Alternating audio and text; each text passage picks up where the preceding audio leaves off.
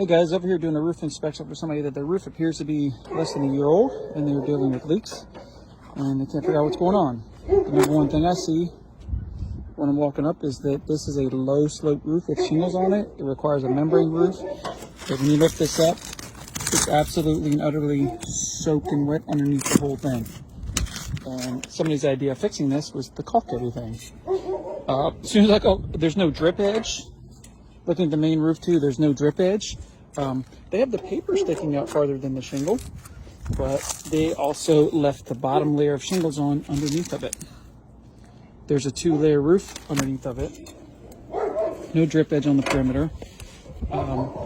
And somebody doesn't have a tape measure because they just start nailing and all of a sudden, then they leave like a 2-inch row of shingles in there. Short course, short course, short course, short course. Look, nails popping through, nails popping through, nails popping through.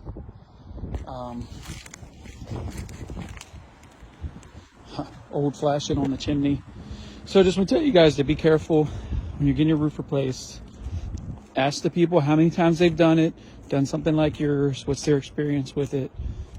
You know, ask more questions, get a clear understanding. Please note that when you get bids for new roofs, that is not apples to apples. I wouldn't even say it's apples to bananas. I don't even think it's apples to another kind of fruit sometimes. It's like comparing apples to a tree branch or a piece of plywood. Yeah, piece of plywood. So how close is a piece of plywood to an apple? Not very close. This particular case, this is shingles on top of an old roof. Is doing absolutely nothing. So if you got a car with 250,000 miles on it that had a blown motor and a blown transmission, when you repaint that car, is that a new car? No. That's essentially what happened to this roof.